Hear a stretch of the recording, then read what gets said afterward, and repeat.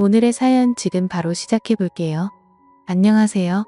올해로 40대 초반인 호라비입니다. 아내와는 사별했습니다. 젊은 나이에 저보다 먼저 떠난 아내가 참 원망스러울 때도 있었습니다. 결국 그 상황을 받아들이지 못한 저는 정신과 치료를 다녀야 했고 결국엔 우울증으로 번져서 다니던 회사에서까지 잘리게 되었습니다. 아내가 세상을 떠나면서부터 제 인생이 송두리째 뒤집어졌지요. 한동안은 방황하면서 엄청 힘들게 지냈습니다. 직장을 그만두게 되면서 대출을 갚을 길이 막혀서 살고 있던 집을 팔게 되었습니다. 그나마 가지고 있던 부동산이었는데 팔아서 대출 갚고 세금 내고 하니까 제 손에 떨어지는 것도 얼마 없더라고요.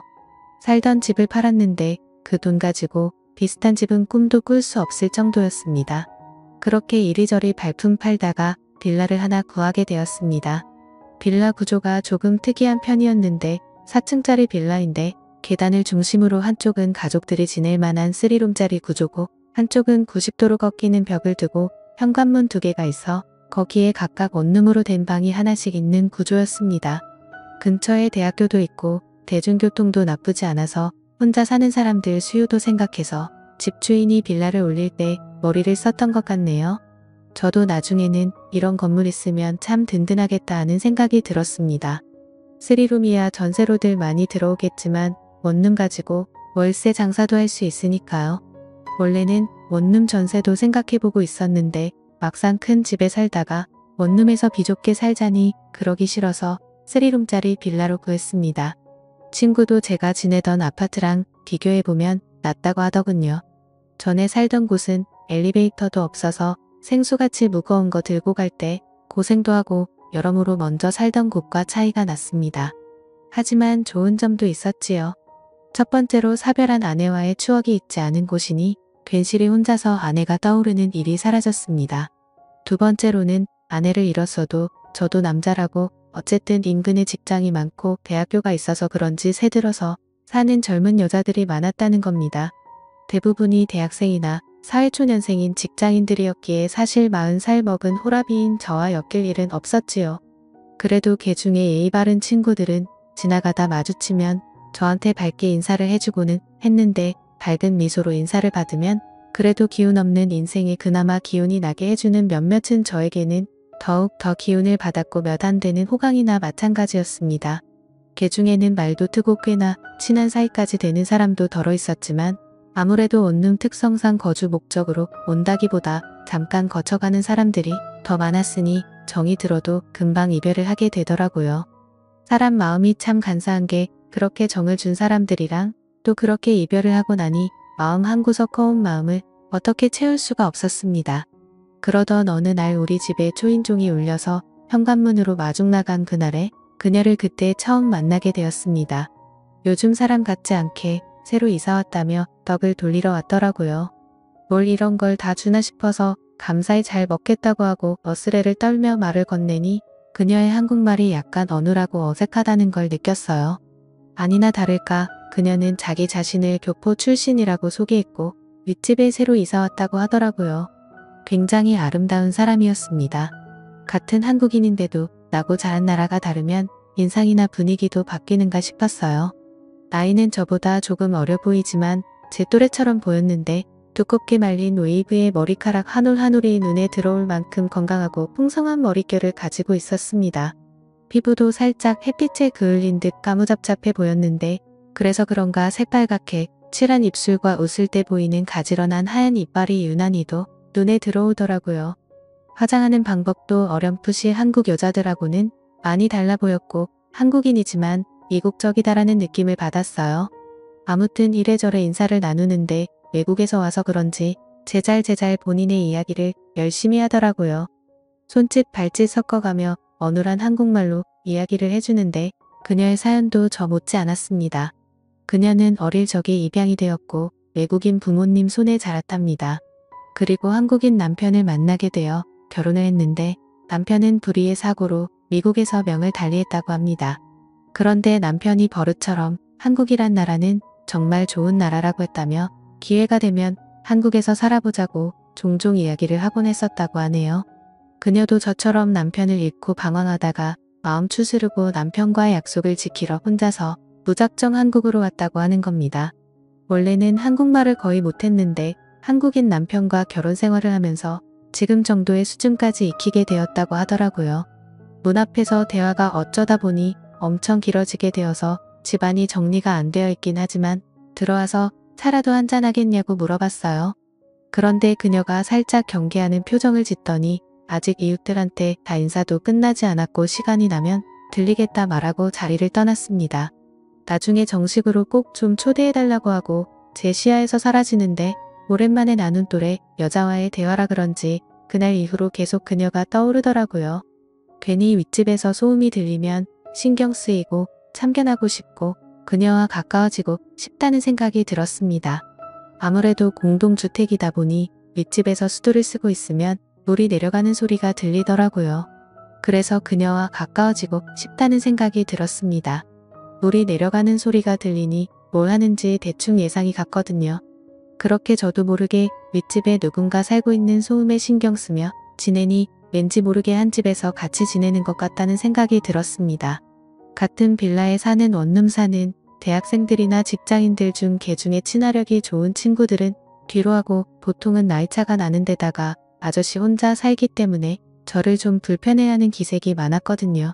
그리고 1층과 2층에 사는 애딸린 신혼부부들은 저한테 신경 쓸 겨를도 없어 보였고요. 그런데 유독 그녀만이 반갑게 인사를 해주고 마주칠 때마다 웃는 얼굴로 대해주는 그녀가 너무 좋아지기 시작했습니다. 아무튼 그날도 2층에서 나는 그녀의 생활 소음을 들으면서 집에서 휴식을 취하고 있는데 복도 끝에서 쩌렁쩌렁하게 집주인 아줌마의 목소리가 울리더군요. 그리고 이어서 그녀의 당황한 듯한 목소리가 들려왔습니다. 윗집에서 나는 발자국 소리에도 귀 기울이는 제가 그녀의 당황한 목소리를 그냥 지나칠 수는 없었지요. 그녀의 목소리가 들려왔습니다. 그래서 현관문을 열고 나가 무슨 이야기를 하고 있는지 들어봤더니 집주인이 그녀에게 음식물 쓰레기 분리수거를 하나도 안 할 수가 있냐고 하면서 잔소리를 하고 있더라고요. 살짝 문을 열어서 집 밖으로 나가서 은근슬쩍 집에 들어가는 척을 하다가 윗집에서 난 소리에 이끌려 궁금해서 참견하러 온 사람처럼 윗집 계단까지 따라 올라가 무슨 일이냐고 물어봤습니다. 집주인 아줌마는 짜증이 가득 나서는 요즘 일반 쓰레기에서 음식 썩는 냄새가 너무 많이 나서 보니 이 집에서 음식물 쓰레기를 일반 쓰레기에 버리고 있었다고 하면서 저한테 하소연을 하더라고요. 제가 그녀 대신에 한국에서는 살아본 적이 없어서 분리수거 같은 게 어려울 수도 있지 않겠냐고 설명해주고 그녀가 앞으로 공동생활하면서 지켜야 할 부분들은 제가 잘 알려주겠다고 말하고 집주인을 달래줬습니다. 집주인 아줌마가 이내 화가 누그러져서 그녀에게는 앞으로 조심 좀 해달라고 말하고는 자리를 떠나갔어요. 그녀를 위기에서 구해줬으니 그녀에게 저는 백마탄 왕자님처럼 보이지 않았을까 싶어서 괜히 그녀 앞에서 나 어떠냐는 식으로 웃어 보이고 있었습니다. 그런데 항상 얼굴에 떠나지 않는 미소가 매력이었던 그녀가 굉장히 풀이 죽은 표정을 하고 있더라고요. 그녀는 그저 남편이 태어나고 자란 나라에서 좀 더 남편을 추억하고 싶어서 왔을 뿐인데 남편 말처럼 사람들이 친절하지도 않고 자기는 매일같이 실수투성이라고 하면서 자기를 자책하더라고요. 그런 그녀를 달래주고 앞으로 애매한 것들은 하겠다고 생각하고 저한테 먼저 물어보라고 말했습니다. 제가 하나부터 10까지 다 알려주겠다고요. 그녀는 허리를 숙여 넙죽 인사하면서 고마움을 표현했습니다. 그리고 그날로부터 2주가 지난 수요일이었습니다. 일 마치고 집으로 돌아가는데 계단 근처에서 비릿한 악취가 진동을 하더라고요. 냄새를 따라 계단을 올라갔는데 윗집 사는 그녀가 아주 얼굴이 울상이 되어서 이러지도 못하고 저러지도 못하고 있더라고요. 그 악취는 그녀의 집 앞에서부터 나던 것이었습니다. 분리수거 때문에 집주인에게 된통 혼이 났던 그녀는 자기가 또 실수를 할까봐 무서워서 여태껏 음식물 쓰레기를 가져다 버리지도 못하고 집에다 모아놨던 거예요. 그런데 쓰레기 양이 많아지고 감당이 되지를 않으니 그녀도 안 되겠다 싶어서 일단 제가 오면 도움을 청해보려고 했는데 음식물을 담아놓은 봉투가 문고리에 걸려 찢어지면서 계단이며 복도를 썩어버린 음식물로 난장판을 만들어놨던 거예요. 그녀의 집안 상태도 말도 못할 정도였어요. 분리수거 때문에 집주인에게 된통 혼이 났던 그녀는 집을 못 가게 됐어요. 분리수거를 어떻게 하는지 모르는지 집안도 완전히 난장판이더군요. 주민신고 들어와서 집주인이 이 사실을 알기 전에 제가 나서서 도와줘야겠다는 생각이 들었습니다. 청소는 생각보다 빨리 끝났지만 계단 통로에 가득한 악취를 빼느라고 아주 고생을 했네요. 이웃집 돌아다니면서 제가 대신 양해를 구하고 땀을 뻘뻘 흘려가면서 정리를 다 했지요. 상황을 다 정리하고 집에 돌아오니 아주 녹초가 되었습니다. 오랜만에 몸을 써서 그런가 그날은 왠지 푹 자고 있었어요. 푹 잠들 수 있겠다는 생각이 들었지요. 눈이 스르르 감기고 잠에 들려는 찰나에 초인종이 울리더군요. 누군가에서 나가봤는데 그녀가 저희 집 앞에 서 있더라고요. 또 무슨 일인가 했는데 계단 통로 냄새는 다 뺐는데 막상 그녀 집에는 아직도 악취가 남아있어서 환기를 해야겠는데 그녀가 아직 냄새가 너무 심해서 못 들어가겠다고 혹시 괜찮으면 잠깐 신세를 질 수 있겠냐고 묻더라고요. 어려운 일이 아니다 싶어서 그러라고 했는데 막상 호랍이 혼자 지내는데 집에 여자가 들어오니 기분이 묘하더라고요. 그녀도 저를 매번 집 밖에서만 마주하다가 저희 집 안에서 저를 마주하고 있으니 어색해하고 있었어요. 제가 평소에는 그렇지 않은데 그날따라 왜 그렇게 과감했는지 그녀에게 아무렇지 않다는 듯 그럼 오늘 제 집에서 자고 갈 거냐고 물어봤죠. 그녀는 그래도 되냐고 묻더니 잠시만 있어 보라며 후다닥 위로 올라가서는 그녀가 잘 때 입는 잠옷을 입고 품에는 베개 하나를 끌어안고 들어오더라고요. 방은 3개였지만 침실은 없었죠. 그래서 침실은 하나기에 그녀에게 일단 침실을 내어주고 저는 소파에서 자기로 했습니다. 그런데 내 침대에서 외간 여자가 자고 있으니 몸은 피곤한데 자꾸 이상한 생각이 들어서 냉장고에 있는 술이나 좀 마시고 술 기운을 빌어서 잠들어야겠다는 생각이 들었습니다.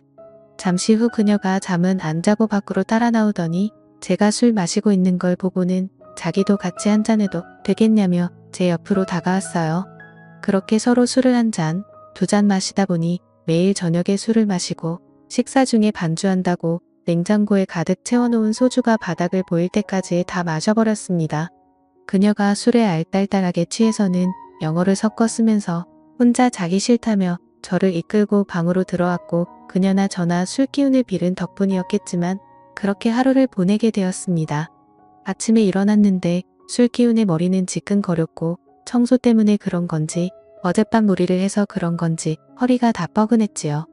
제가 일어났을 때 그녀는 아직도 잠들어 있는 상황이었는데 오랜만에 제 옆자리에 다른 사람이 누워있는 걸 보니 그동안의 외로움이 사라지는 것 같았습니다. 조용히 자리에서 일어나 저는 출근을 했어요. 회사에서도 전날 그녀와 있던 일이 꿈만 같았고 술 기운과 섞여있던 그녀와의 장면들을 하나하나씩 되새기기 시작했지요. 속으로 웃음이 다 나더라고요. 아내가 떠난 뒤로는 제 인생에 또 이런 날들이 있을까 싶었는데 그 일이 현실이 되었으니 말입니다. 퇴근을 하고 돌아왔는데 그녀가 어제 입고 있던 잠옷 차림 그대로 이제 왔냐고 저를 반겨줬습니다. 달려와서 제 품에 와락 안기는 데 잊고 지냈던 지난날이 스쳐 지나가더군요. 그런데 신기한 건 그녀 또한 그랬다는 겁니다. 그리고 깨달았다고 아마 죽은 남편이 외롭게 지내는 자기를 위해서 저를 이 나라로 보내준 게 아닌가 하는 생각이 들었다는 거예요. 신세가 똑같은 저를 만날 수 있게 말이지요. 그렇게 그날 이후 그녀는 윗집에 방을 빼고 지금은 저와 같이 살고 있습니다. 벌써 그녀와 살림을 차린 지도 1년이 다 되어갑니다. 1년이라는 시간을 지내면서 그녀와는 좀 더 진지한 이야기를 나누는 사이가 되었지요. 결혼 이야기까지 오고 가고 있어요.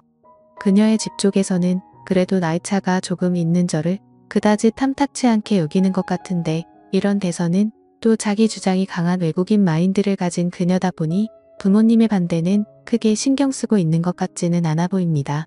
조만간 그녀와 함께 미국에 가서 결혼 허락을 받으러 갈 예정입니다. 좋은 결과가 있도록 사연 들어주신 여러분들에게 저를 응원해 주시면 좋겠습니다.